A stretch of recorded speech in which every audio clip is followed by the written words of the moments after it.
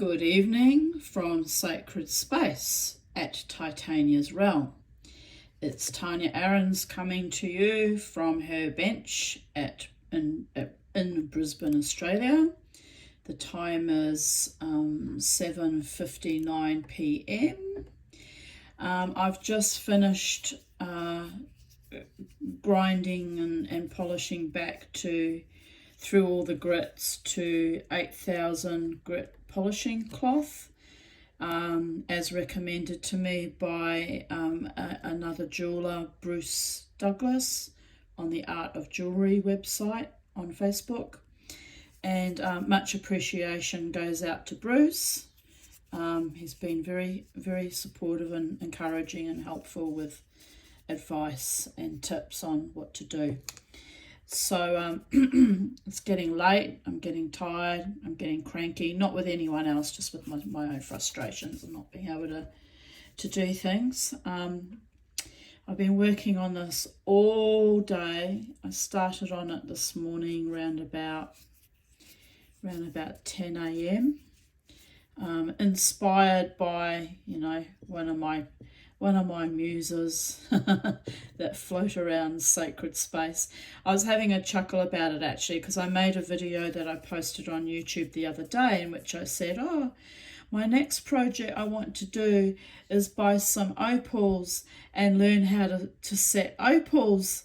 And I actually said, well, that's going to be a long way in the future, since I can't afford opals and I don't have much money, or any money really. And awkward. And then it's almost as if my little fairy folk that float around my sacred space garden here in Brisbane, Australia, heard me, because I woke up this morning and the very first thought that crossed my mind was, why are you wanting to buy opals at great expense that you can ill afford? I mean, it's a nice fantasy for down the track when I've become a bit more successful maybe and a bit more well-heeled, but at this moment in time, it's a bit ridiculous, right? And the thought came to me, you have opals lying around in your collection that one is a bit broken because it fell on the floor about 2 years ago, and you could polish that up and use that as an example, as a practice piece, to see how you can do it, because it's small enough, whereas the other chunks are a little bit bigger, bigger chunks of opal that probably need to be sliced up on one of those special machines, which I don't have those either, and they cost a hell of a lot of money. So I thought, work with what you have, what is accessible in this moment in time, in the space-time continuum, Tanya Aarons. Stop wishing for the impossible and work with the probable, right? I know. My other nickname is Psychedelic Dreamer from years of being in the psychic spiritual chat rooms on Pal Talk. So that name was gifted to me by the spirits. And although I've never taken psychedelics, I definitely do dream in Technicolor. And I do dream very, very opulently indeed, given that I'm on a bare income and have champagne fantasies. So there you go, you have to laugh. So a psychedelic dreamer, that is me, got busy today working on this little piece of opal. Look, before it broke, it used to look like a lady standing there, but now that I've ground it back more, and I lost the broken little piece that used to make it look like a lady, which is why I bought it, because it was enchanting. Now it kind of looks like, I don't know, if you look close up, there's kind of, it could be a Snoopy dog here. And then there's a sort of a little face or a head looking down. It could be a face and a body. And there's sort of a little figure here. So I still see kind of, in the matrix of the opal matrix, I still see what looks like, it could be like a child holding onto the lady who's walking along. It could be, that's just my imagination, people. But anyway, that opal part of the stone has come up quite pretty. I lost a bit of opal here in the round part. There was more opal there, but it got ground off, which is a tragedy. But like I say, I've got to accept some sacrifices when I'm sanding back a stone, right? So here we have on the side, on the left-hand side, you know, it's come up very good considering, you know, I've never done this before and I've never tried to sand it back before with sandpaper. It's come up quite lovely. So there's a few bits of lovely opal colour, just tiny little bits in amongst there. Let's try and get it under the light, catch the light. Purple. Purple's one of my favourite colours. My favourite colour is red, but as I've gotten older, I really love wearing purple now.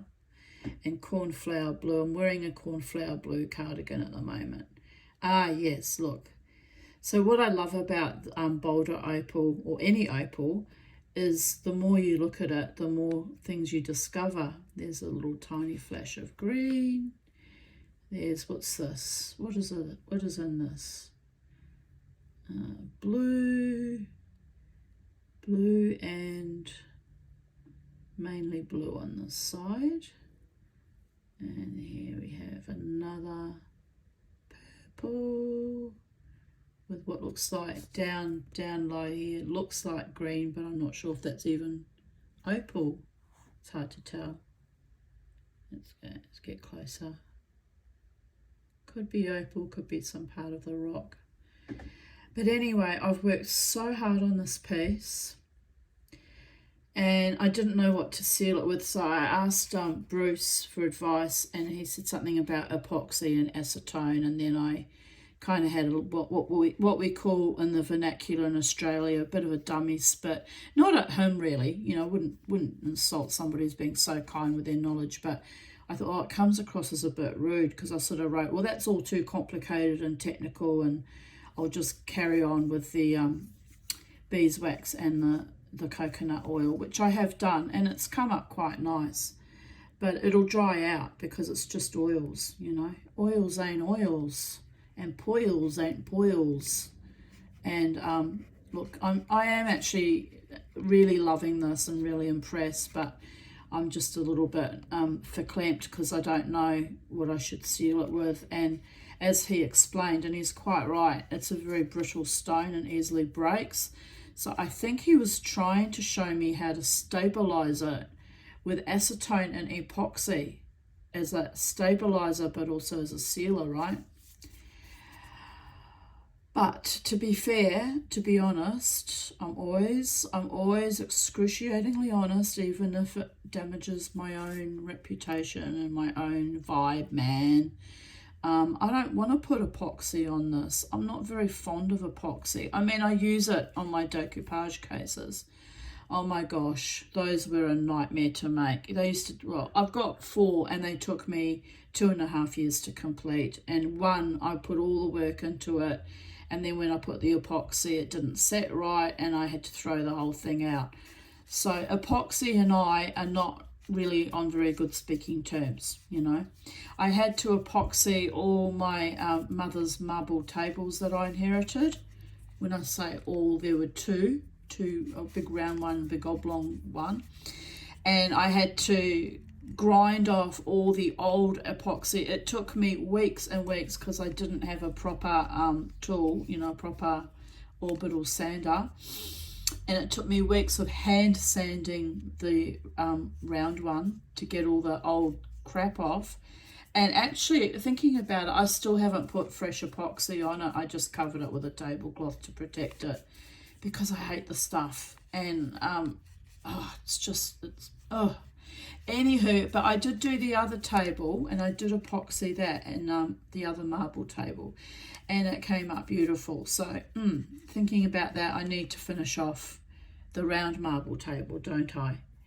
But you know, epoxy on stone, it looks good like for a few years. It lasts about 5 to 10 years and then it goes to hell in the handbasket, which is why I'm not keen on putting it on my beautiful opal. But look, if that is the best practice and the best advice, then I may have to, because I want it to be, you know, shiny and iridescent and showing off the opal to its best advantage.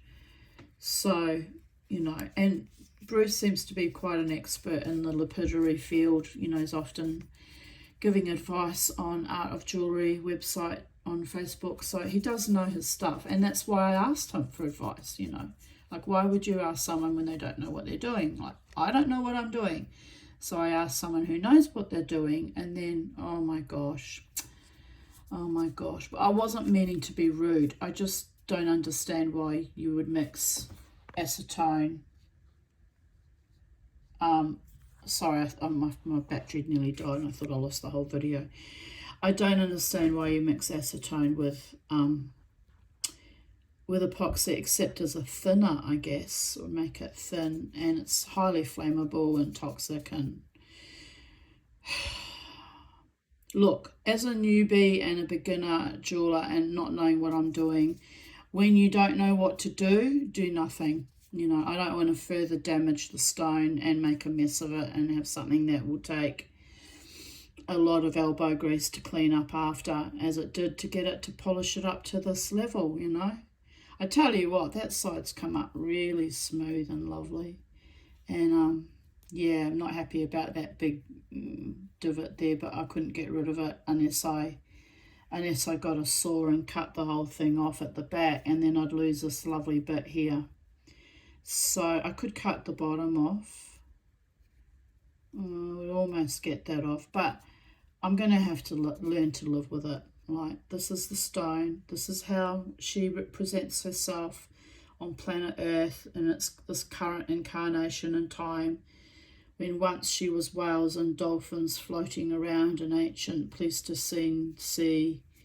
She is now a piece of rock massaged with beeswax and coconut oil in the hands of the psychedelic dreamer Mamati the Tanya of Titania's realm on Instagram, living the best version of herself she can possibly be after a lifetime, a multitude of lifetimes the stone has lived in metamorphosis, right?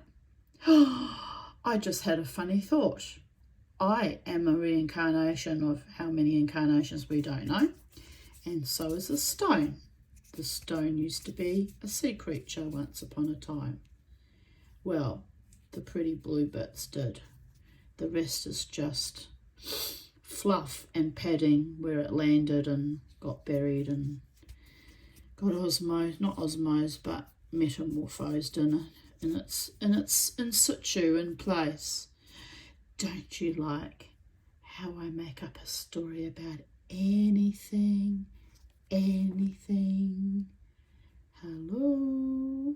Is there anybody? This is my favourite part, actually. I'm very tempted when I attempt to set it. Oh dear God, the setting's going to be difficult because, as you can see, it's different. You know, it's different heights and it's different widths, and it's I don't know what I'm doing. But anyway, I really love the front. I love that it looks like a person almost, even with that, almost looks like a face. And you know, Titania's Realm, my business name, is based on the fairy realm, because let's face it, I've had to live with the pixies for decades, and the pixies have taken control over the Tanya, and they're helping me succeed at this late stage of life, making little trinkets and things and keeping myself occupied so I don't go completely insane with the COVID epoch.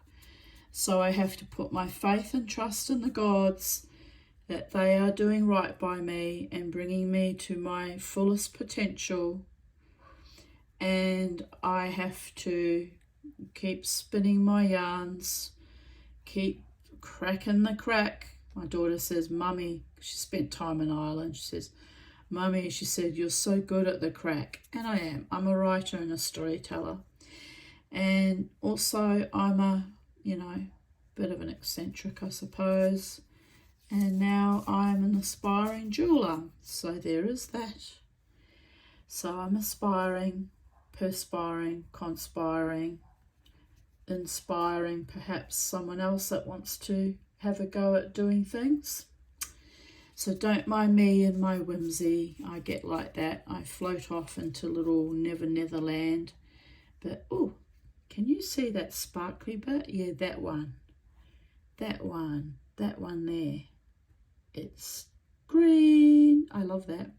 So I'm thinking, I got segued, didn't I? I'm thinking when I set this, if I can set it, because I may not have the school level, I might make that this side the front and this side the back. But then if I set it as a bezel setting, you won't see the back, so I don't like that. I want to be able to flip the stone over on the pendant. Oh, maybe I'll get like one of those Prince Albert type swivels, you know, like you put on fob watches, and I'll put it on a swivel so that I can, because I have very bad anxiety, people, from a lifetime of complex PTSD from a prejudicial childhood, and also consorting with maniacs in adulthood, so which is why I'm easily irritated by other humans. So I'm thinking putting it on a Prince Albert type swivel. I'd have to somehow solder that to like some kind of edging here. But then I could, with my anxiety, I could just use it as a fidget toy. I could just flip it over and, hi everyone, today you're seeing the back of my boulder opal, which is really the front now. And oh no, today you're going to see my little pixie here with her little child pixie. Or I could turn it upside down. Today you're going to see, and what does it look like upside down? It sort of looks like, interesting. It sort of looks like a heron or maybe a kraken exploding out of larvae. Well, anyway, it doesn't matter which way I hang it, as long as I like the way it's hanging and, you know, I'm wearing it in good health and happiness and peace. That's all we want from life. True love, good health, happiness, peace, and prosperity. I always forget the prosperity part. I'm so used to living in quite fraught, difficult circumstances. I always forget to put the prosperity part in my wish list. I'm usually obsessing over true love, people, and that never manifested either, so shit. It's shitful, really, isn't it? This is why in my old age, at just turned 58 years of age, all I do to keep myself preoccupied. Look, even the closer you get, the more that it looks like a face. Looks like actually this close, it looks like someone with a really witchy, pointy nose. Do do do do do do do do do do do. The fairies are here. The fairies are here. Never fear, the fairies are here. I'm quite happy sharing the planet with the fairies. That they were here long before human beings came along, and they've had to put up with a lot, you know, us completely destroying our ecosystem and their ecosystem too. So I don't mind being off with the pixies, as long as they don't think I'm being disrespectful and decide to like try and annihilate me, because that wouldn't be nice. I had enough of that with humans trying to literally physically annihilate me. So been there, done that, got the t-shirt. So my t-shirt Deify, which I designed and my beautiful friend Jared Nielsen made for me for my birthday, has whimsically disappeared, and I'm very annoyed. I wanted to wear it today. Do you think I could find that beautiful t-shirt that says both Deify and I Defy? No, couldn't find it for love or money. So the Pixie clan around Sacred Space and Titania's realm, I would be most appreciative if you returned my t-shirt to me. I'm sure it's just in my wardrobe. It's probably slipped off the hanger and fallen down or some weirdness. But anyway, things have been going missing a lot lately. I lost my Dremel interchange thingy. I had to buy a new one. I lost quite a few of these. And in the end, I got this back by, I don't know how I got that back. But anyway, I had to buy more of those. And I was very annoyed because when I bought them, I was extremely broke. So it was like, they weren't expensive, but it was money I could have, like, you know, didn't need to really spend. So that was irritating. But anywho, that's my project of today. A beautiful Australian boulder opal. I don't know where it was sourced from. I bought it, I think, I remember buying it. I bought it when I was with my mother at some wholesale. I think it's the wholesalers that are in Palmwoods, actually. And I was looking at the 3 rocks. The other rocks are larger.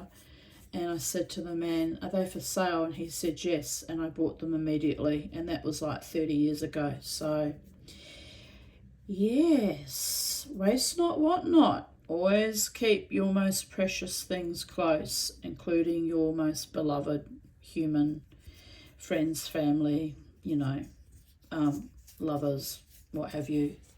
It's a long life. Don't let it get too weird, people. Greetings from Titania's realm. Love and blessings to all. Bye for now.